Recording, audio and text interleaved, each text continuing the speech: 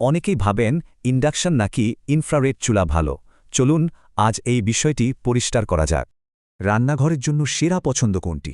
এই প্রশ্নটা তো প্রায় সবার। আজ সব দ্বিধা দূর হবে। আচ্ছা, তাহলে শুরু করা যাক। প্রথমেই থাকছে জনপ্রিয় ইন্ডাকশন কুকটপ। এর কাজ করার ধরনটা কিন্তু বেশ মজার।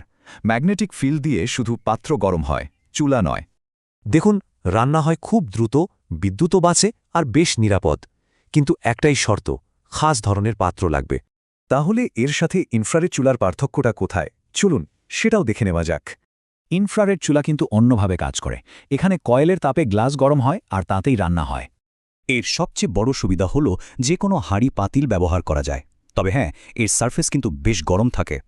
একটা চিন্তা কিন্তু থেকেই যায়, তাই না? বিদ্যুৎ বিল নিয়ে। চলুন সেই হিসাবটাও দেখা যাক।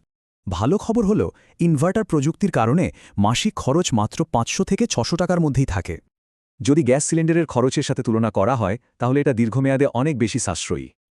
আচ্ছা, এবার একটা খুবই জরুরি টিপস দিচ্ছি। এটা কিন্তু অনেকেই জানেন না বা ভুল করেন। দুটো চুলাতেই একটা কুলিং ফ্যান থাকে।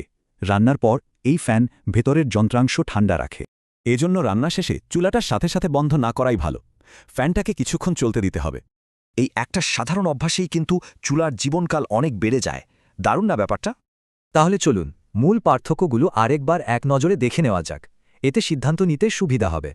দেখুন, ইন্ডাকশন গতি আর নিরাপত্তার দিক থেকে এগিয়ে, আর ইনফ্রারেডের সুবিধা হল সব পাত্র ব্যবহার করা যায়।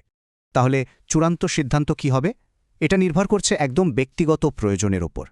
যাদের ছোট পরিবার আর যারা চান দ্রুত রান্না ও নিরাপত্তা, তাদের জন্য ইন্ডাকশনই সেরা পছন্দ।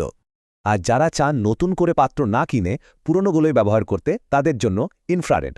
সিদ্ধান্ত যদি হয়েই যায়, তাহলে প্রশ্ন হল ভালো মানের এই চুলাগুলো কোথায় পাওয়া যাবে? এগুলো পাওয়া যাবে নাদিরা ট্রেডিংয়ে। ঠিকানাটা হল চন্দ্রিমা সুপারমার্কেট, নিচতলার 57 নম্বর দোকান। কোন মডেলটা সবচেয়ে ভালো হবে এটা জানতে সরাসরি তাদের হোয়াটসঅ্যাপ নম্বরে যোগাযোগ করা যায়। তাহলে গতি আর সুবিধার মধ্যে কোন প্রযুক্তিকে বেছে নেওয়া হচ্ছে? সিদ্ধান্তটা কিন্তু বেশ কঠিন।